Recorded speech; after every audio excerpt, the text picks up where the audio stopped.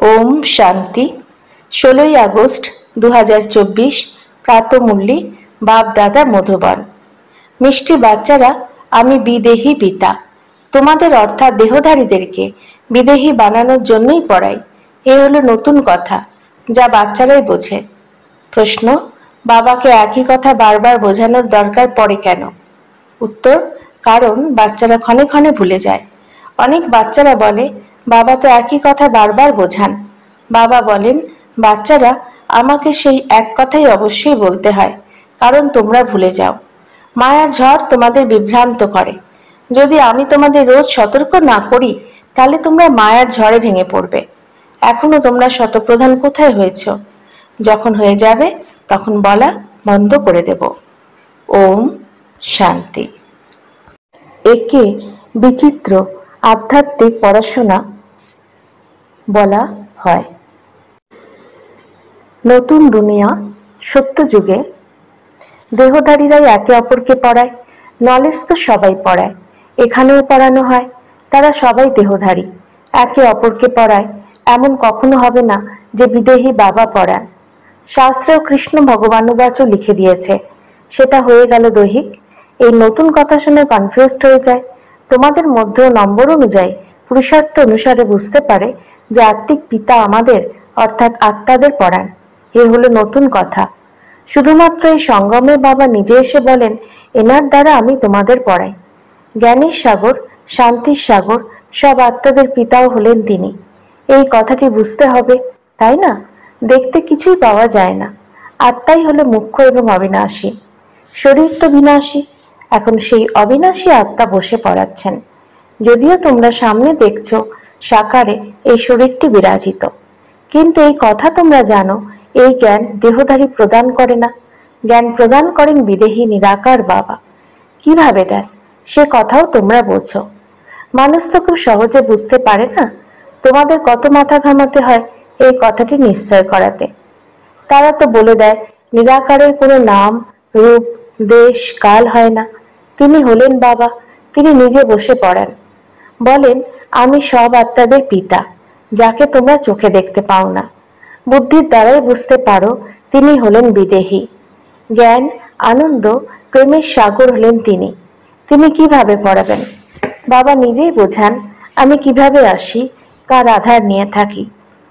আমি কোনো গর্ভ থেকে জন্মগ্রহণ করি না। আমি কখনো মানুষ বা দেবতা হই না। দেবতারাও শরীর ধারণ করেন। আমি তো সর্বদা অশরীরই থাকি। ড্রামাতে আমার এই পার্ট আছে যে আমি কখনো পুনর্জন্মে আসি না। সুতরাং এ হলো বোঝার মতো বিষয়, তাই না? দেখতে পাওয়া যায় না। তারা তো ভাবে কৃষ্ণ ভগবানুবাচ মুক্তি মার্গে বসে কেমন রথের চিত্র বানিয়েছে। বাবা বলেন, বাচ্চারা, তোমরা কনফিউজড হও না তো? যদি কিছু বুঝতে না পারো তো বাবার কাছে এসে বোঝো। এমনিতে তোমাদের জিজ্ঞেস করা ছাড়াই বাবা তোমাদেরকে সবকিছুই বুঝিয়ে দেন। তোমাদের কিছু জিজ্ঞাসা করার দরকার নেই। আমি এই পুরুষোত্তম সঙ্গম যুগে অবতরিত হই। আমার জন্ম ওয়ান্ডারফুল। বাচ্চারা, তোমাদেরও বিস্ময় অনুভব হয় যে তিনি কত বিরাট পরীক্ষা পাশ করিয়ে দেন। সবচেয়ে বড় বিশ্বের মালিক করার জন্যই পাঠ পড়ান। ওয়ান্ডারফুল কথা, তাই না? হে আত্মারা, প্রতি 5000 বছর পরে আমি তোমাদের সার্ভিস করতে আসি। তিনি আত্মাদের পড়ান, তাই না? প্রত্যেক কল্পে কল্পে কল্পের সঙ্গম যুগে তোমাদের সেবায় আসি। অর্ধকল্পই তোমরা আহ্বান করেছ, হে বাবা, হে পতিত পাবন এসো। কৃষ্ণকে কেউ পতিত পাবন বলে না। পতিত পাবন পরম পিতা পরমাত্মাকেই বলা হয়। অতএব বাবাকেও আসতে হবে পতিতদের পবিত্র করতে। তাই বলা হয় অকাল মূর্ত সত্য বাবা, অকাল মূর্ত সত্য টিচার, অকাল মূর্ত সদ্গুরু। শিখদেরও খুব ভালো ভালো স্লোগান আছে, কিন্তু তারা এই কথা জানে না যে অকাল মূর্ত কখন আসেন। এইরূপ গায়নও আছে, মানুষ থেকে দেবতা করতে বেশি সময় লাগে না। তিনি কবে এসে মানুষকে দেবতা করেন? তিনি হলেন সকলের সদ্গতিদাতা। এই কথা পাক্কা নিশ্চয় থাকা উচিত। তিনি এসে কি বলেন? শুধু বলেন মনমনা ভব। তার অর্থ বোঝান, অন্য কেউ অর্থ বোঝান না। তোমাদের সদ্গুরু অকাল মূর্ত বসে বোঝাচ্ছেন ব্রহ্মার শরীর দ্বারা যে নিজেকে আত্মা নিশ্চয় করো। অতএব এই কথা বোঝা উচিত বিশ্বের মালিক করতে বাবাকে আসতে হয়। বাচ্চারা তোমাদের সেবায়। তিনি বোঝান, হে আত্মারূপী বাচ্চারা, তোমরা শতপ্রধান ছিলে, তারপরে তমপ্রধান হয়েছ। এই সৃষ্টির চক্রটি পরিক্রমা করে, তাই না? পবিত্র দুনিয়া এই দেবতাদের ছিল, তারা কোথায়? এই কথা কারো জানা নেই, সবাই কনফিউজড। বাবা এসে তোমাদের বুদ্ধিমান করে। বাচ্চারা, আমি একবারই আসি। পবিত্র দুনিয়ায় আমি কেনই বা আসবো? সেখানে তো কাল আসতে পারবে না। বাবা তো হলেন কালের কাল, মহাকাল। সত্য যুগে আসার দরকার নেই।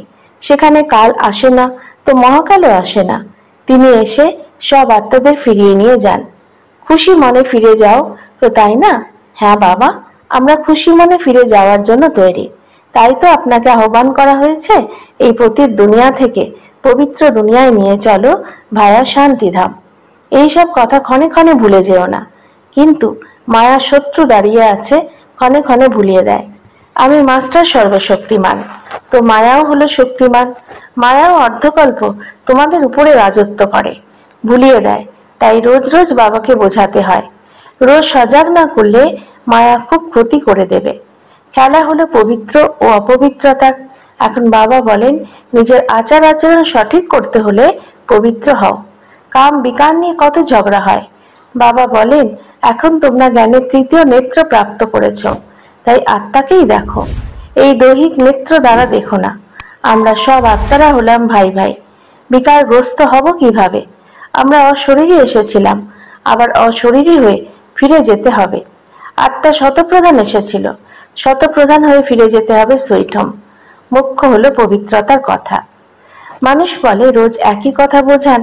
এই কথা তো ঠিক আছে, কিন্তু যা কিছু বোঝানো হয় সেই মতন চলতেও তো হবে, তাই না? সেই মতো চলার জন্য বোঝানো হয়, কিন্তু কেউ কি আর চলে? তাই রোজ রোজ বোঝাতে হয়। এমন কি আর বলে, বাবা তুমি রোজ যে কথা বোঝাও সেসব আমরা ভালোভাবে বুঝে নিয়েছি, এবারে আমরা তমপ্রধান থেকে শতপ্রধান হয়ে যাব, তুমি মুক্ত। এমন কি কেউ বলেছে? এই জন্যই বাবাকে প্রতিদিন বোঝাতে হয়। কারণ তো একটাই, কিন্তু করে না, তাই না? বাবাকে স্মরণ করে না। তারা বলে বাবা ক্ষণে ক্ষণে ভুলে যায়। বাবাকে ক্ষণে ক্ষণে বলতে হয় স্মরণ করার কথা। তোমরাও একে অপরকে এই কথাই বোঝাও যে নিজেকে আত্মা নিশ্চয় করে পরমাত্মাকে স্মরণ করো, তাহলে তোমাদের পাপ বিনষ্ট হবে। আর কোনো উপায় নেই। শুরু এবং শেষে এই কথাই বলেন, স্মরণের দ্বারাই শতপ্রধান হবে। নিজেই লেখেন, বাবা মায়ার ঝড় ভুলিয়ে দেয়। তাহলে বাবা কি সতর্ক করা ছেড়ে দেবেন? বাবা জানেন নম্বর অনুযায়ী পুরুষার্থ অনুসারে রয়েছে। যতক্ষণ শতপ্রধান হবে না, ফিরে যেতেও পারবে না। যুদ্ধেরও কানেকশন রয়েছে, তাই না? যুদ্ধ লাগবে তখনই যখন তোমরা নম্বর অনুযায়ী পুরুষার্থ অনুসারে শতপ্রধান হবে। জ্ঞান তো হলো 1 সেকেন্ডের। অসীম জগতের বাবাকে পেয়েছ, এখন তার কাছে অসীমের সুখ তখন প্রাপ্ত হবে যখন পবিত্র হবে। পুরুষার্থ ভালোভাবে করতে হবে। অনেকে তো কিছুই বোঝে না, বাবাকে স্মরণ করার বুদ্ধিটুকু নেই। এই পড়াশোনা কখনো পড়েনি। সম্পূর্ণ চক্রে নিরাকার বাবার কাছে কেউ পড়াশোনা করেনি। সুতরাং এ হলো নতুন কথা। বাবা বলেন, আমি তো প্রতি 5000 বছর পরে আসি তোমাদের শতপ্রধান করতে। যতক্ষণ শতপ্রধান না হবে ততক্ষণ এই পদের অধিকারী হতে পারবে না। যেমন অন্য পড়াশোনায় ফেল হয়, তেমনই এতেও ফেল হয়। শিব বাবাকে স্মরণ করলে কি হবে তাও বোঝে না। পিতা হলেন তিনি, তো অবশ্যই পিতার কাছে স্বর্গের উত্তরাধিকার প্রাপ্ত হবে। বাবা একবারই বোঝান, যার দ্বারা তোমরা দেবতায় পরিণত হও। তোমরা দেবতা হবে, তারপরে নম্বর অনুসারে সবাই আসবে পাঠ করতে। এত সব কথা বৃদ্ধাদের বুদ্ধিতে থাকে না। তাই বাবা বলেন, নিজেকে আত্মা নিশ্চয় করে বাবাকে স্মরণ করো। শুধুমাত্র শিব বাবাই হলেন সকল আত্মাদের পিতা। শরীরের পিতা তো সবার নিজস্ব আছে। শিব বাবা তো হলেন নিরাকার। তাকে স্মরণ করতে করতে পবিত্র হয়ে শরীর ত্যাগ করে পুনরায় বাবার কাছেই ফিরে যেতে হবে। বাবা অনেক বোঝান, কিন্তু সবাই একরস বা একরকম বুঝতে পারে না। মায়া ভুলিয়ে দেয়, একেই যুদ্ধ বলা হয়।